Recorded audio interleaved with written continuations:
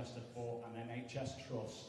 I totally agree with what everybody said on the panel today, and it's great that we are actually mobilising and getting out there and doing things. I've been probably a part-time demonstrator. It's been my hobby for about the last 5 years now, travelling up and down the country, going on marches, going to demonstrations. I was out with the doctors the other night, and that was fantastic, because the junior doctors were saying, we've never done anything like this before, this is totally new to us, but I don't suppose they've ever been attacked by the government before, like they are doing. There was no negotiations around the contract, and they were told basically sign there, that's your new hours. The BMA said, no, we want to talk about this, we would like to discuss further. And Jeremy Hunt said, no, just sign that. So in the end, after 2 years, the BMA said, no, we're not sitting down with you, this is not good enough, there should be some negotiation. So basically what I would like to add, as a nurse, working at the bottom level, I'm seeing no changes. It's been like 5 years, probably longer, that the NHS has been being attacked. I'm all for campaigns, for demonstrations, any kind of action. But now I'm thinking it's coming to the point where I've joined my union and I'm going to start saying we need to do more direct action. We need to get out in front of the hospital and say this is not good for us. We're fed up of being attacked. We're fed up of the Tory government that they are divide and rule. It's all about they're trying to split us up. As everybody said, all these different elements are connected. I believe Theresa May is going to stir up some racial sort of tensions today. The BBC have already started publicising that. Thanks very much, BBC. This is going to lead to debt. They're going to increase the interest rate, probably late this year or early next year. This is going to lead to debt. It's going to lead to more homelessness. We can demonstrate all we like, but you need to encourage your nurses and doctors when they go out on strike and support them, say, we understand what you're doing, we're not doing this because we want to do it, we want to look after patients, this is why we came into the job, but we're going to need some support from the public, and also, well, I'm just going to leave it there. Thank you very much.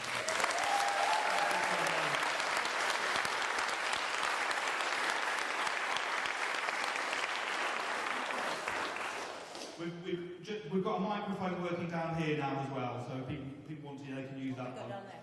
No, that's right, you're welcome now. My name's Ellen, I come from Hackney. I'm Hackney KONP, Hackney People's Assembly.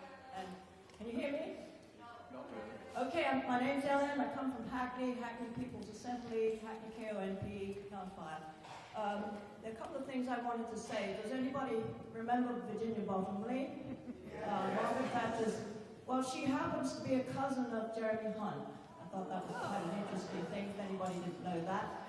And another thing is that when Tony Blair came in, he started having conversations with Richard Branson. So as Lucy Reynolds pointed out, the Tory party started it, Tony Blair carried it on, so they had the jet plane there, and then the Tory party came in with the Health and Social Care Bill and put in the engine. So that's how it's gone. Now what I want to know, and another thing I wanted to point out, that the people who voted in the Health and Social Care Bill, the MPs, a load of them had financial interests in the pharmaceuticals and American health companies. Now, that sounds like corruption to me. I understand that in a local council election, if you have financial interests, you have to leave the room and not vote. Is that right? Yeah. Okay, so when the reinstatement bill comes up, if it does get to the point of being voted on, are all of those people with financial interests still being allowed to vote on it, or what can we do about that?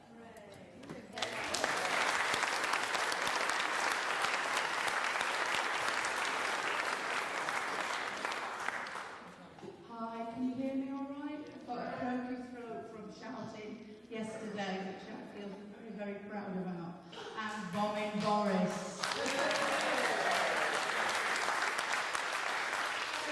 I belong to the National Pensioners Convention, and I'm part of their Health and Social Care Working Party. And obviously, all what you've spoke about today has been some fantastic speaks.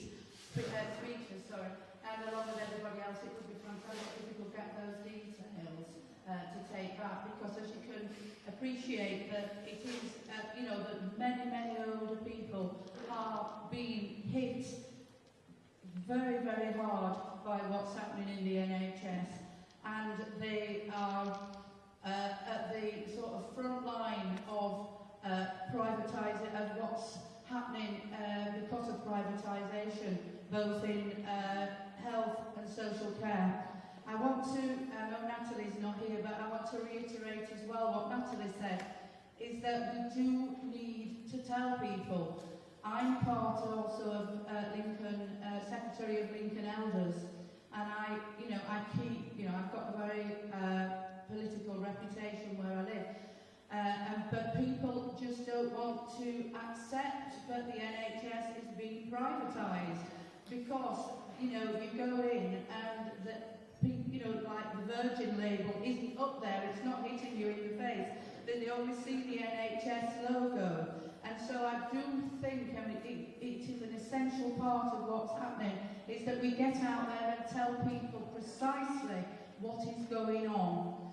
We are having a lobby of Parliament, the National Pensioners, this is, on the 4th of November. And we're having a rally and then going inside to the lobby. We always try to get somebody from each of the parties to come and listen to what we're saying, and sometimes, that in itself is very hard. But because of what's been said, we're no longer prepared just to talk and for the hope that people will listen. We have already decided that myself and several other women, because it is, women are being affected by the cuts in our public services and in privatisation of social care and limited social care, because of their, often it is women that are doing the caring. We're going to fasten ourselves to the railings of Parliament.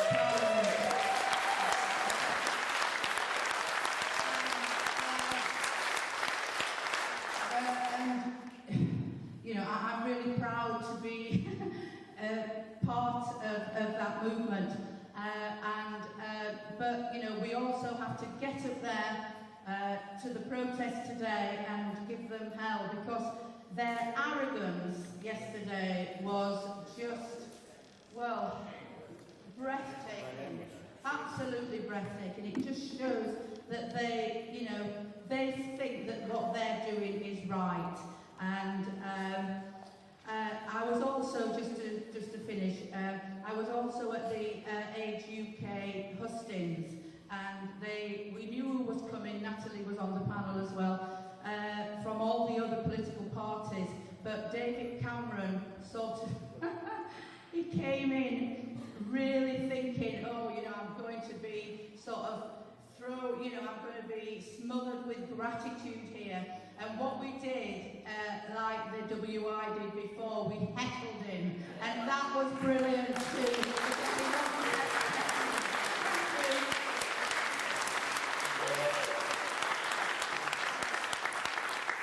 It's good to follow a pensioner who's heckled David Cameron, and who's going to be helping us unshackle the NHS from the private sector. My name's Keith Venables. I'm active in the steering group of Keep Our NHS Public.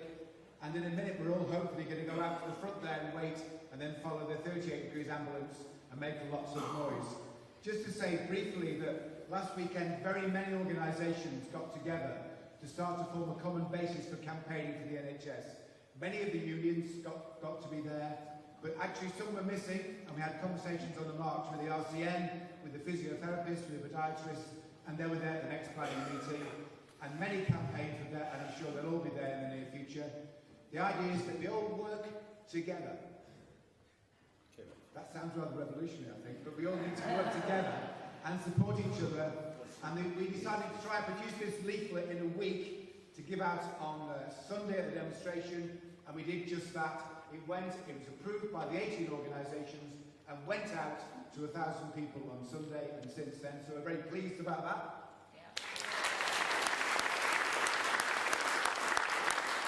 And one other thing we agreed to try and do together, all the NHS campaigns for the unions and those concerned as campaigners, is to try and organise a major winter conference with every voice being heard about how to fight for the NHS. So, Steve, when do you want to move on to the ambulance? Tell me, we'll follow behind this banner, comrades, so give me a shout. Just the logistics, we've got three final contributions that people have indicated, and if we could make three, because I think we're going to start. There is going to be something at the end, so people that don't get to speak now, and I'm sorry to have to cut it off, but we'll get to speak at the end as well. So,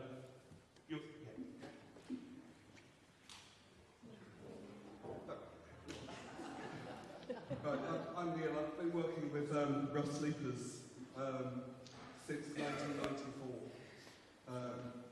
What I want to say is about getting the message out there. We have to help people join up the dots because the press will not do it for us. I have seen over the years a deterioration in mental health services, and I want to thank my sisters and my brothers up here from the NHS because I go out on the streets every night of the week or early in the morning, and I see people who are mentally ill to the degree that they are drinking their own urine, that they are attacked by members of the public, and trying to get some of these sections, you have to wait for a bed to be available. When there is a bed available, they then have to prioritise as to which is the most vulnerable out of all of the rough sleepers who are mentally ill on the street.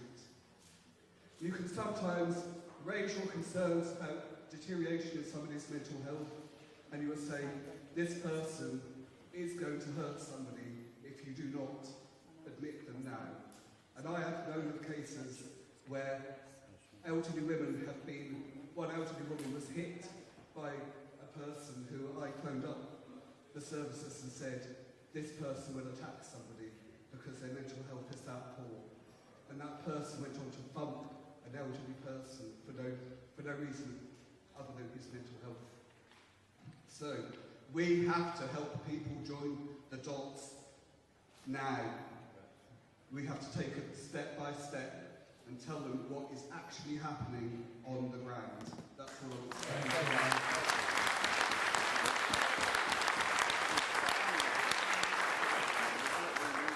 Hello, my name's Mike Campbell. I'm coming from Bristol, Protect Our NHS, where last year we won a legal action against the CCG on their failure to properly consult with public and patients over commissioning arrangements. We are now facing in Bristol the potential of our community children's health services being taken over by Virgin Care. We are now going to be taking counsel and advice about taking our CCG to court for thinking about and awarding a contract to Virgin Care. The reason is because they are tax evaders. Yeah. And we think that tax avoidance is an area that we should be campaigning really hard, because as the Unite report that was prepared earlier this year showed, most of the top private providers are tax avoiders. Yeah.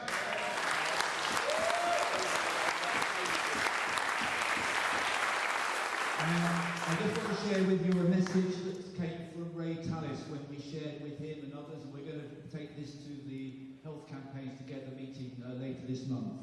He said, if everyone avoided tax, then there would be no children's services. The tax avoiders are parasites on the civilization made possible by other people's taxes, and the bloody CCG should understand that. thank you.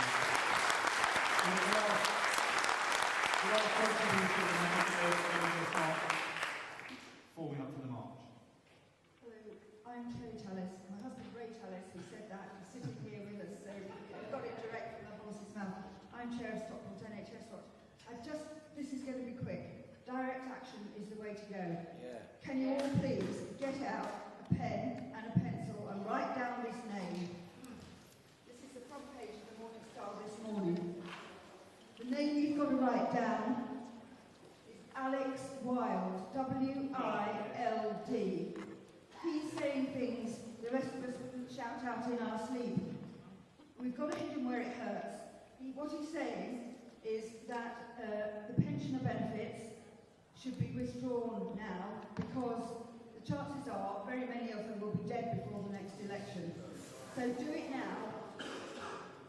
And the second thing is, by the next election, those who are still alive probably won't remember what has happened, which government it was, and so we won't get the blame for it. So all of those of you who can do things like tweet and Twitter and put it out there on Instagram and Facebook and shout out in the street, please do so, because this was speaking, he's a Tory, he's a research officer for a Tory think tank or something, so get that name out there and associate it with Tories.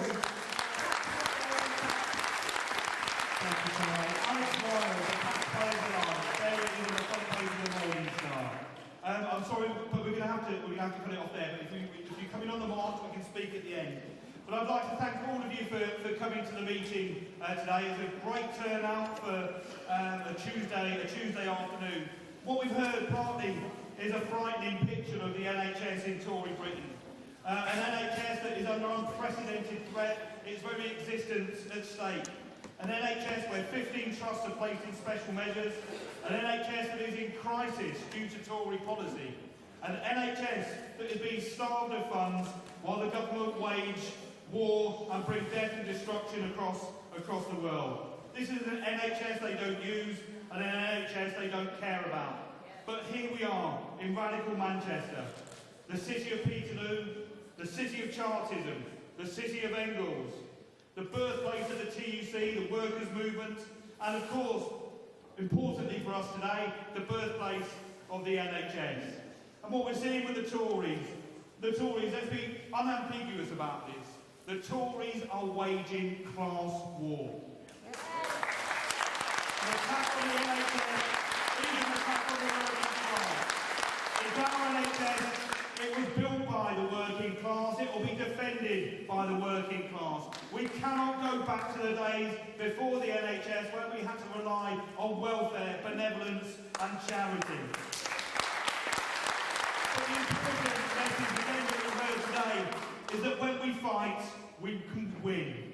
And I think Tony illustrated perfectly with Lewisham Hospital that campaigners fought Jeremy Hunt in court and won. But it wasn't just because of that. It was because there was a mass community campaign that campaigned to defend Lewisham Hospital. So when we fight, we can win. In Cambridge, we had a similar situation where they tried to privatise. It was the biggest NHS tender to date. But we organised, we fought back, and we won. There was an 18-month sustained campaign, but we beat back privatisation. We beat back Virgin, Serco, Circle, and United Health. In LifeWorks, a mental health place in Cambridge, that service users faced their service was faced with closure, and they occupied that service for 4 months. For 4 months they occupied. And they worked their way around the many layers of bureaucracy, from Health Watch to the Health and Wellbeing Board to the Clinical Commissioning Group. But they fought back and they won. And I think that's the important message to take forward from today, as well as Keith and Tony's message, talking about, because we see the localised victories in Lewisham, in Cambridge, in Stafford, and the important thing is that we're better and we're stronger together. So we need to harness that, we need to unite together. That's why the Health Campaigns Together initiative is so important, and hopefully it'll be a real step forward in uniting health campaigners across the country, because we need to be. And as somebody else said, the Tories are united, we need to be united, we need to fight back and we'll win.